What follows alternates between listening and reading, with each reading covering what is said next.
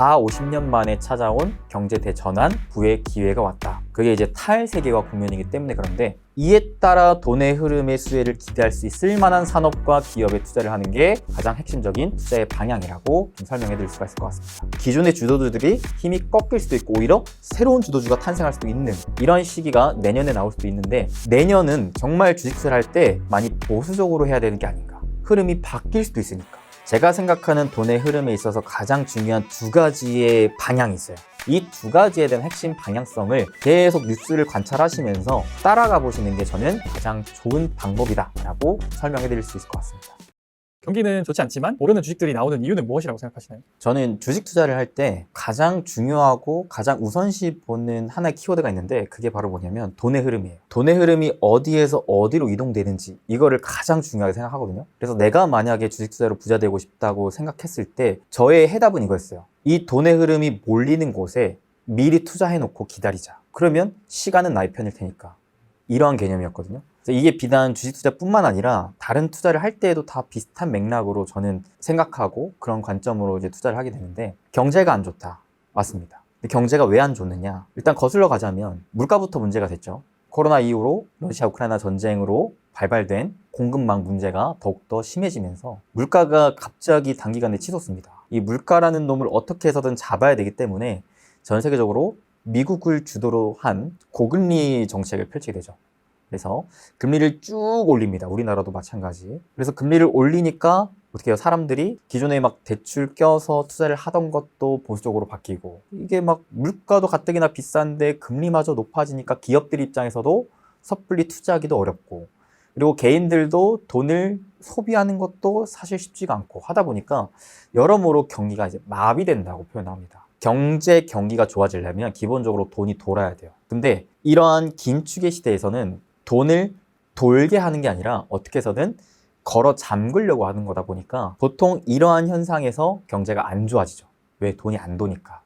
그래서 작년에는 이러한 흐름을 직격탄으로 맞으면서 우리나라 경제도 굉장히 안 좋아지고 주식시장 역시도 급격히 빠지는 시장이 나왔는데 또 올해 달라진 게 있냐? 사실 경제 동일하게 안 좋거든요. 금리 미국 계속 올리고 있거든요. 우리나라도 금리 물론 더 인상하는 건 아니지만 계속 동결하면서 고금리 형상이 이어지고 있거든요.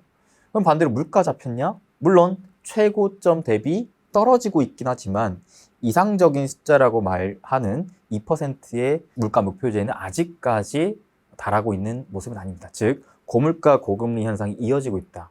그러면서 경제가 분명 좋지 않습니다. 우리나라 경제 굉장히 아파요. 그런데에도 불구하고 작년이랑 비교해 봤을 때 올해는 주식들은 올라가더라. 근데 잘 보시면 모든 주식이 다 올라가는 게 아니에요. 일부 종목들만 자꾸 올라갑니다. 반대로 소외된 주식들은 계속 빠져요.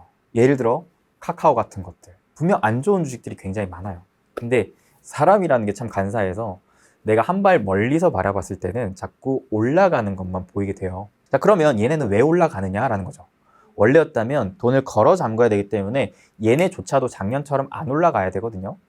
자, 올해 뭐가 달라지고 있기 때문에 그런가? 제가 생각하는 관점은 이겁니다. 제가 올해 초부터도 이제는 주식시장의 우하향이 진정되고 박스권 장세가 나오면서 이제는 주도주 장세가 나오겠다. 이제는 선택적인 종목들이 강한 장세가 나오겠다라고 생각하면서 집중적으로 투자를 했던 게 돈의 흐름이 전반적으로는 고물가 고금리로 인해서 긴축하고 있긴 하지만 이 긴축하면서 가령 이런 거죠. 야, 밖에 비바람이 몰아친대. 문 걸어 잠그고 비바람 거칠 때까지 집 안에서 피해서 그냥 쉬고 있어. 이게 아니라 제가 가장 중요하게 현 시점에서 보는 작년부터 굉장히 중요한 키워드로 또 잡고 있는 게 탈세계화인데 전 세계적으로 한마음 한뜻으로 야, 밖에 저 물가라는 놈 때문에 우리가 일단 당분간 사리고 있어야 될 것 같아. 이렇게 한마음 한뜻으로 입을 모아가는 게 아니라 미국과 중국을 중심으로 서로 간에 분쟁을 해요. 그러면서 미국은 중국의 그 세계 공장을 안 쓰려고 하고 탈중국화 하려고 하고 있지 않습니까?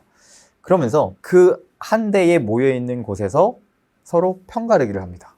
그러면서 서로 간의 진영에서 대립구도가 나오게 되고 가뜩이나 먹거리는 줄어들고 있는데 서로 내 거 할 거야, 내 거 할 거야 라고 하면서 싸우게 되죠. 편가르고 어떻게 해서든 가져오려고 돈의 흐름이 이동되고 있다는 겁니다. 그래서 저는 이런 생각을 했어요. 야, 일단 첫 번째, 우리나라는 현재 그러면 어떠한 진영에 있는가? 이 진영, 대립 간의 관계에 있을 때는 승자와 패자가 갈리게 되는데 가뜩이나 먹거리는 줄어드는 와중에 승자가 그것들을 다 쟁취할 것인데 우리가 만약에 이 패자 쪽에 있다면 우린 점점 가난해질 것 같은데 반대로 승자 쪽에 있다면 점점 부유해질 수 있겠구나. 왜? 전체적인 돈의 규모는 줄어들지만 그 안에서 쟁취해서 가져올 수 있기 때문에. 그래서 작년부터 이러한 고민과 생각들을 엄청나게 많이 했어요. 점점 윤곽이 잡히고 있는 게 우리나라는 경제적인 관점에서 봤을 때 미국과 중국 그 사이에 있었는데 점점 미국 쪽으로 향해 가는 움직임을 보여주고 있습니다. 실제로 우리나라 수출 의존도가 중국 쪽에서 미국 쪽으로 이동되고 있어요. 그래서 야 미국은 지금 경제가 좋다는데 하면서 미국 쪽으로의 수출을 발빠르게 하고 있고 기존의 의존도가 높고 새롭게 미국으로 성장을 해나가는 산업과 기업들은 새로운 국면에서 새로운 기회를 잡아 돈을 벌더라, 쟁취를 해오더라 라는 관점이었습니다. 그렇기 때문에 지금 잘 보시면 우리나라 주요 주식시장에 있는 산업과 종목들을 봤을 때 중국발 의존도가 높은 산업과 종목들의 흐름은 그렇게 좋진 않아요. 실적 역시도 마찬가지입니다. 반대로 미국 쪽으로 의존도가 높고 미국 쪽으로 새로운 기회를 얻어가는 산업과 기업들은 우상향하고 있습니다. 대표적으로는 2차 전지도 그렇고요. 최근에는 뭐 전력기기 이런 것들도 있고요. 종목의 양극화가 발생해주고 있다는 거죠. 그래서 이러한 포인트가 있기 때문에 가급적이면 투자를 할 때에도 양극화가 벌어질 때 그 좋은 쪽 위주로 우리가 봐야 하는 게 아닌가라는 생각을 좀 가져보고 있습니다. 역사는 반복된다고 하잖아요. 그래서 지난 과거에도 이런 상황들이 벌어졌었나요? 그쵸. 그래서 제가 작년부터 이런 흐름을 어떤 표현을 많이 썼냐면 50년 만에 찾아온 경제 대전환 부의 기회가 왔다라는 표현을 썼습니다. 그게 이제 탈세계화 국면이기 때문에 그런데 과거 1980년대 때도 거의 50년 전이죠. 미국이 뭐 소련과 일본 이쪽을 많이 공격하기 위해서 세계가 분열이 됐습니다. 그러다가 이게 다시 뭐 중국이 WTO에 뭐 가입하는 등 다시 세계화 시대가 찾아와서 서로 어깨동무하면서 야, 너 뭐 부족해? 내가 그거 수출해줄게. 야, 대신에 우리한테 너도 제품 만들어서 팔아줘? 하면서 서로 이제 막 필요한 거 교류하고 그 다음에 막 수출 수입 왕래하면서 같이 커져갔었단 말입니다. 그래서 우리나라도 사실 초기에는 그런 세계화 시대 속에 중국뿐만 아니라 미국 쪽으로 수출의 파이를 키우면서 큰 성장을 이뤄냈었던 게 우리나라였는데 지금은 다시금 미국과 중국으로 세계가 쪼개지고 있다는 거죠. 그래서 굉장히 비슷한 흐름이 미국을 주도로 또다시 나오고 있는데 그렇기 때문에 과거 1980년대 흐름과 지금의 흐름을 물론 100% 다 일치한다라고 보긴 어렵겠지만 비슷한 흐름을 통해서 최근의 흐름을 한번 전망해 보는 게 어느 정도 필요하다고 저는 생각을 하거든요. 자, 그래서 그때랑 지금이랑 그러면 어떠한 공통점을 갖고 있느냐를 봤을 때 가장 첫 번째가 그때에도 지금과 동일하게 물가가 치솟았다라는 겁니다. 근데 이 물가가 치솟는 데는 크게 두 가지 요인이 있거든요. 수요와 공급이라는 얘기를 많이 들어보셨을 겁니다. 가격은 수요와 공급에 따라서 정해지게 되는데 물건의 가격이 높아진다는 건 그만큼 사려고 하는 사람들이 많아지거나 팔려고 하는 사람들이 줄어들어야겠죠. 그때 1980년대와 지금은 본질적인 문제가 뭐냐면 결국 공급망이 문제였어요. 그때는 1980년대 오일 쇼크가 나오면서 그때 우리가 화석연료 중에서도 현재 원유를 많이 쓰는데 원유를 쓰려고 하는 사람들은 많아지고 있는데 갑자기 오일 쇼크가 발생하면서 공급이 확 죽어버리게 되죠. 그러니까 살려고 하는 사람들이 아우성치면서 가격을 확 올려버립니다. 최근의 흐름은 어땠죠? 일단 코로나로 인해서 공장들이 가동을 시키고 싶어도 셧다운이 돼버려요. 그 다음에 러시아 우크라이나 전쟁 이후로 곡물 가격을 비롯한 대다수의 원자재 가격들이 급등하게 됩니다. 그래서 현재 시점도 공급망이 붕괴됨에 따라서 고물가 시대가 나오게 되는 현상이 발생하게 됐습니다. 그 다음에 물가가 뛰니까 당연히 그때도 마찬가지 금리를 올리면서 이 고물가를 잡기 위한 고금리 시대가 나왔었다라는 공통점을 띠게 됩니다. 그리고요, 근본적으로 이게 금리를 올리는 것은 사람들의 수요를 억제시키기 위함인데 본질적인 문제가 공급망에 있었다 보니까 이 본질적인 물가를 억제시키기 위해서는 금리를 올리는 것도 필요했겠지만 반대로 공급망을 다시금 재편시키는 과정이 또한 필요했었거든요. 이러한 흐름 또한 과거와 지금의 공통 분모이기도 하다. 즉 공급망이 재편되고 있다는 겁니다. 마지막으로는 고물가 시대에 금리를 올려버리게 되면 그에 따른 부작용으로 어떤 현상이 발생하게 되냐? 경제가 많이 위축되게 됩니다. 이렇게 경제가 안 좋아진다는 건 돈이 안 돌기 때문이에요. 근데 경제도 안 좋은데 이 경제 살리고자 돈을 풀어주자니 물가가 또 오를 것 같네? 이게 왔다 갔다 두 개의 문제가 발생하면서 쉽사리 통화정책을 올릴지 낮출지 고민을 계속 하게 되는 상황. 이게 바로 1980년대와 지금의 흐름의 공통점이었습니다. 적극적인 통화 정책을 펼칠 수 있는 게 아니라 제한적인 통화 정책을 펼치게 된다는 거죠. 최근에도 연준의 흐름을 보면 금리를 가파르게 올렸었다가도 최근에는 이거를 한번 올릴까 말까 자꾸 고민하는 단계가 나오고 있거든요. 우리나라도 마찬가지. 빠르게 미국을 따라서 금리를 올렸지만 그에 따른 부작용으로 부동산 문제 터지고 경제가 자꾸 안 좋아지는 문제가 발생되니 내가 봤을 때 이 문제가 더 심각해 보이는데 하면서 금리를 올릴 수도 없고 그렇다고 물가도 높으니 낮출 수도 없고 이도저도 못하는 상황. 근데 이러한 상황에서 그래도 경제는 살려야 되겠으니 그때와 지금 동일하게 나오고 있는 게 정부를 주도로 한 재정 정책이 확대됐다라는 겁니다. 무슨 말이냐? 시중에 돈을 새롭게 푸는 게 아니라 정부가 가지고 있던 곳간에서 필요한 곳에 돈을 넣어준다라는 거죠. 그래서 이 넣어주는 곳이 대표적으로 어디가 되냐? 물가를 잡기 위한 공급망 재편에 돈이 넣어지게 됩니다. 자, 그러면 제가 투자에 있어서 가장 중요한 걸 돈의 흐름이라고 생각하는 사람이라고 했죠. 그렇다면 여기서 저는 힌트를 얻을 수가 있었습니다. 전 세계적으로 과거에도 그랬고 지금도 그렇고 가장 궁극적으로는 물가를 잡아야 되는데 물가를 잡기 위해서는 금리를 올렸지만 더 이상 금리를 크게 올리기는 어려운 상황. 왜? 경제가 문제이니까. 그래서 어떻게든 이 물가와 경제 두 마리 토끼를 다 잡기 위해 뭐가 필요하냐? 현재 공급망 재편이 필요하다. 그래서 이 공급망 재편에 각 국가들이 돈을 계속 쏟아 부을 수밖에 없는 상황인 만큼 돈의 흐름은 결국 어디로 몰린다? 공급망 재편으로 몰린다. 그래서 이에 따라 돈의 흐름의 수혜를 기대할 수 있을 만한 산업과 기업에 투자를 하는 게 작년부터 계속 제가 생각해 오던 가장 핵심적인 투자의 방향이라고 좀 설명해 드릴 수가 있을 것 같습니다. 그래서 이런 큰 산업의 변화를 빠르게 캐치 못하고 약간 뒤처지고 있다는 생각이 드시는 분들이 있잖아요. 이런 변화 속에서 이렇게 주도주나 이렇게 산업의 흐름을 빠르게 캐치하기 위해서는 어떤 변화를 눈여겨봐야 할까요? 일단은 돈의 흐름이 일단 첫 번째인 것 같고 돈의 흐름을 알기 위해서는 최소한 경제 뉴스는 좀 봐야 된다고 봐요.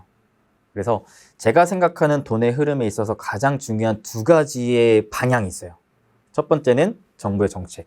정부의 정책을 저는 어떤 식으로 표현하냐면 돈의 흐름의 방향성을 잡아주는 게 정부의 정책이다 라고 전 표현을 해요. 시중에 돈이 이렇게 많은데 이 돈들이 사방팔방 막 질서가 없이 왔다 갔다 움직이고 있어요. 정부가 가만히 보고 있다가 돈들아 이쪽으로 가! 여기가 우리가 가야 할 길이다. 정책적으로 이쪽을 밀어주고 규제를 완화해준다. 그러면은 갈 곳 잃었던 무질서한 돈의 흐름들이 이쪽으로 쫙 모일 수가 있다는 것이고, 두 번째는 결국에는 큰 자금을 움직이는 건 정부도 정부지만 대기업들이거든요. 지금 미국도 보면은 대기업들의 투자의 방향에 따른 수혜주들이 굉장히 강한 퍼포먼스를 보입니다. 대표적으로 엔비디아죠. 미국의 IT 관련 시총 상위 10개 기업이 다 AI 한다고 하니까, 그 AI 인프라 한다고 하니까 AI 인프라에 가장 필수로 자리 잡게 되는 GPU를 살 수밖에 없고, 그걸 누가 전 세계에서 만들 수 있어? 독보적으로 엔비디아니까. 엔비디아가 진짜 무지막지하게 돈을 지금 벌고 있는 상황이거든요. 그래서 정부가 정책적으로 방향성을 잡아준 것뿐만 아니라 대기업들은 어떠한 투자의 방향성을 갖고 있는지, 이 두 가지에 대한 핵심 방향성을 계속 뉴스를 관찰하시면서 따라가 보시는 게 저는 가장 좋은 방향이다, 방법이다 라고 설명해 드릴 수 있을 것 같습니다. 벌써 한 해의 마지막 분기잖아요. 앞으로는 어떤 방향성이 나오게 될지. 투자는 과거를 보고 하는 게 아니라 현재를 보고 하는 게 아니라 미래를 보고 하는 거라 생각합니다. 미래에 돈을 많이 벌 것 같은, 미래의 주가가 많이 오를 것 같은 기업을 내가 미리 사놓는 게 투자인 건데, 그렇다면 내년에는 어떠한 산업과 기업들이 돈을 벌게 되느냐, 이런 것도 마찬가지 돈의 흐름 관점에서 내년에 새롭게 나올 정부의 정책은 무엇이냐, 내년에 새롭게 나올 대기업들의 투자의 방향은 무엇이냐, 이런 것들을 미리부터 공부할 필요가 있다고 생각해요. 특히나 내년이 더 중요한 게 뭐냐면 이 정부의 정책의 방향성이 바뀔 수 있을 만한 변곡점이 될 한 해입니다. 왜냐? 우리나라 같은 경우에 총선이 있어요. 미국 같은 경우에는 대선이 있습니다.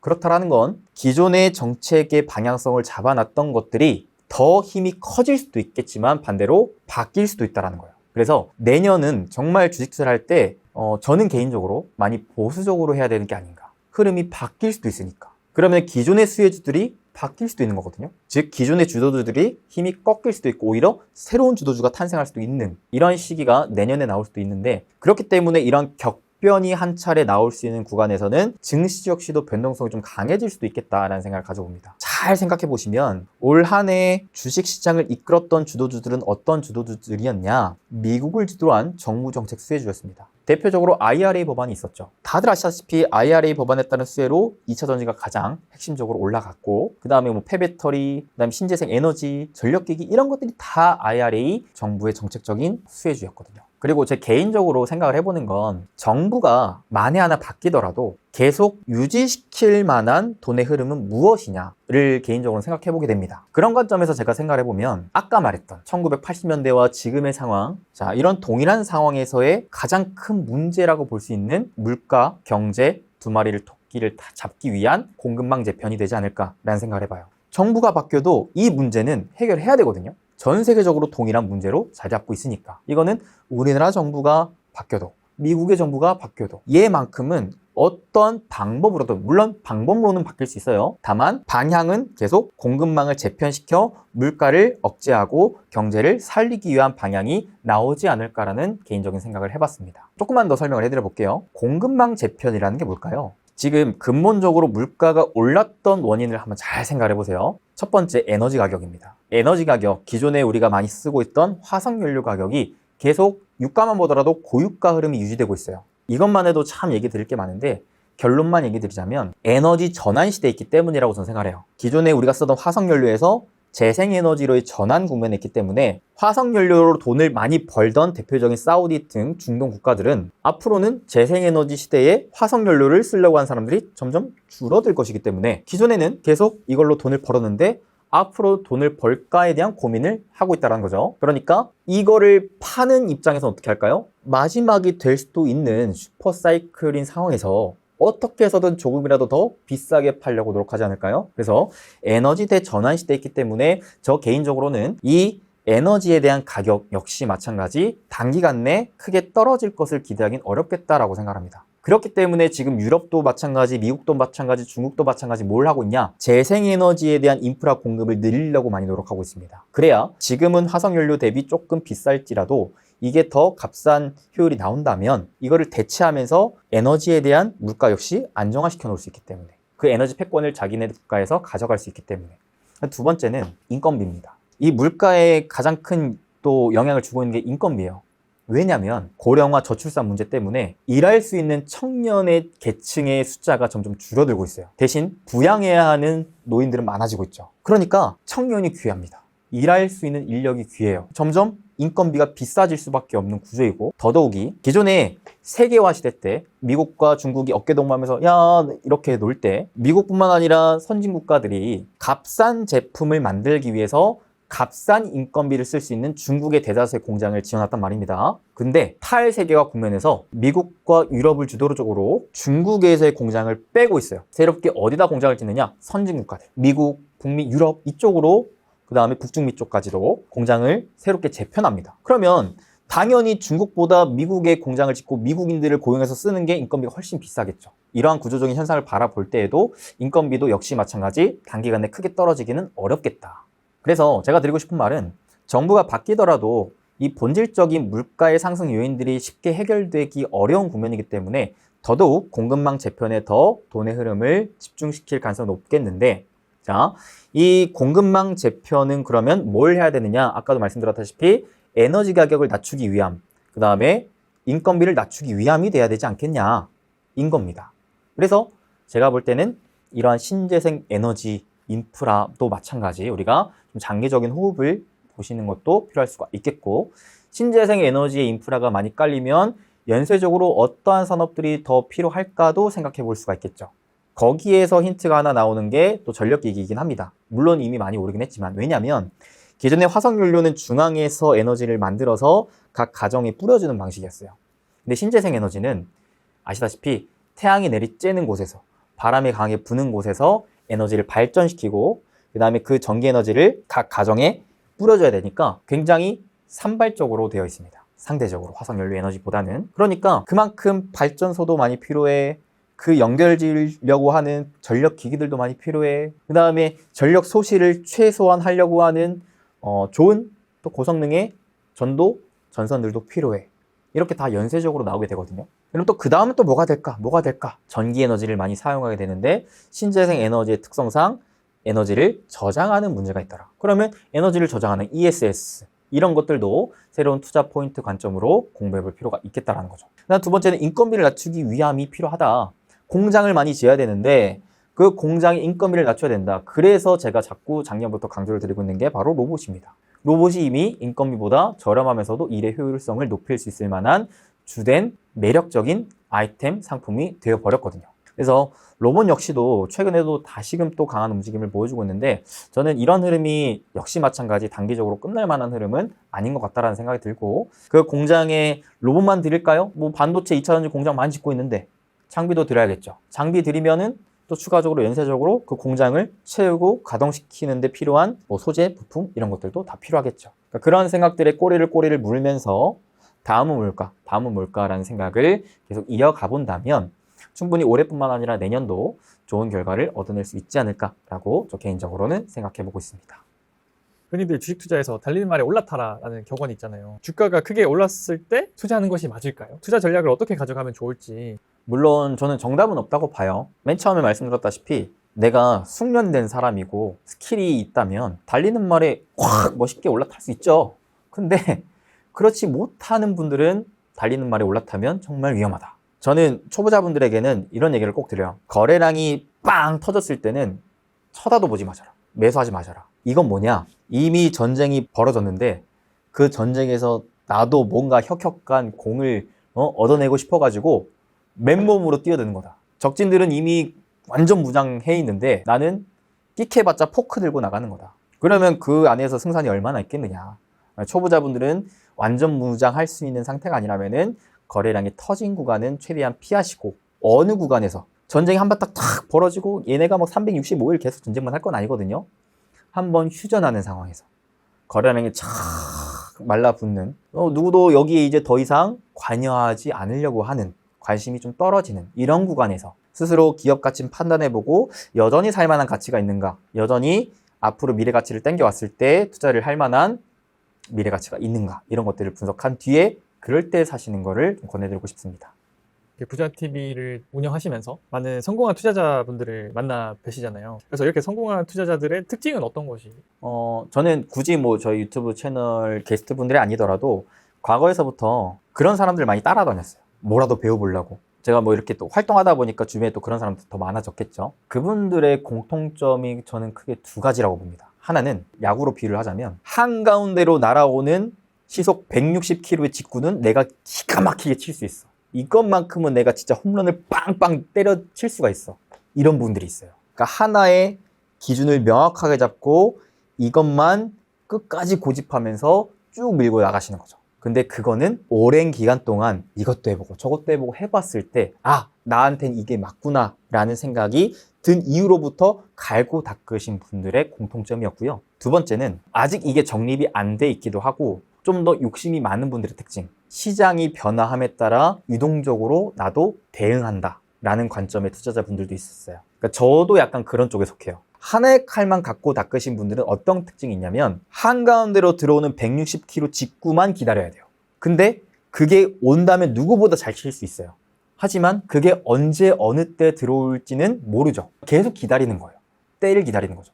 그러니까 그분들은 참 차분하세요. 오히려 주식 투자를 차트도 많이 안 보고 그러니까 평소에 되게 관심이 없어요. 그냥 한 번씩 보고 내가 원하는 타이밍이 왔나? 안 오면 패스. 그래서 진짜 어떤 분들은 1년에 한 번 사시는 분도 있었어요. 매매 자체를. 근데 그렇지 않은 경우 저는 이 주식이라는 게 업이다 보니까 멀어지기가 힘들더라고요. 그래서 저는 그때마다 내가 이런 공도 쳐보고 이런 공도 쳐보고 저런 공도 쳐봐야지. 변화구도 내가 한번 연습해서 휘둘러보고 직구도 쳐보고 다 쳐봐야지. 다만 볼만 휘두르지 말아야지 라는 생각으로 저는 주식 투자를 임하고 있거든요. 그런 분들은 성실한 분들이 많아요. 근데 다만 그 와중에도 저도 방금 표현했다시피 볼은 안 친다라는 자기만의 확고한 원칙은 자리 잡혀 있어요. 그러니까 공통점은 뭐냐면 많이 휘두르지 않는다라는 공통점을 분명히 갖고 있습니다. 그게 왜 나오냐? 내가 자신 있고 확신 있을 때가 아니면 참고 인내한다라는 거예요. 괜히 헛방망이 휘두르면서 타율을 깎아먹고 체력 소진하지 않는다라는 거죠. 왜? 내 자산은 너무 소중하니까. 오늘 출연해 주셔서 너무 감사드리고요. 마지막으로 해주실 말씀 있으실까요? 네, 일단은 이렇게 또 새로운 시청자분들과 함께 할 수 있는 자리 만들어주신 경제원탑 또 채널에 감사드리면서 우리 시청자분들 또 저라는 사람이 살짝 생소할 수도 있긴 하겠지만 그래도 이렇게 끝까지 저의 이야기를 경청해 주셔서 감사드립니다. 투자는 사실 정답이 없다고 생각합니다. 그래서 정답을 꾸역꾸역 막 찾아서 어떻게 해서든 나는 무조건 수익만 볼 테야 라는 생각보다도 그래, 주식 투자는 위험 자산이고 분명 나도 손실 볼 수 있어 라는 인정과 함께 정답이 아닌 나름대로의 기준에 따른 해답을 찾아가시는 연습을 하시면 좋을 것 같습니다. 그래서 남들이 하는 거 똑같이 따라하지 않아도 됩니다. 남들이 이걸로 돈 벌었다고 그게 다 해답이 아닐 겁니다. 여러분들만의 기준과 그 기준에 따른 해답을 찾으시고 그 해답을 발판으로 여러분 스스로 확신을 가져야지만 여러분들만의 투자로서 실질적인 성과를 낼 수가 있는 게 바로 이 주식시장이라고 저는 생각을 하니까요. 각자만의 기준과 각자만의 확신에 따라서 좋은 결과 다들 얻어가시면 좋을 것 같습니다. 저도 저희 채널에서 그런 점들을 다방면으로 좀 오픈마인드로 열어놓고 이런저런 얘기들을 참 많이 나누고 있습니다. 왜냐하면 저는 이 주식 투자 이 자체가 너무 재밌고 즐겁거든요. 저는 이 정답이 없는 시장에서 나름대로의 해답을 찾아내고 해답이 맞아떨어졌을 때 그 성취감이 너무 큰 것 같아요. 이거를 저는 끊을 수가 없을 것 같아요. 그래서 나름대로 그 해답을 찾아가는 과정 그리고 그 과정 속에서 공부하는 내용들 아낌없이 또 채널에서 풀어드리고 있으니까 또 저희 부자TV도 한번 놀러와 주시면 좋을 것 같습니다. 네, 항상 건강하시고 행복한 부자 되시길 응원하겠습니다. 감사합니다.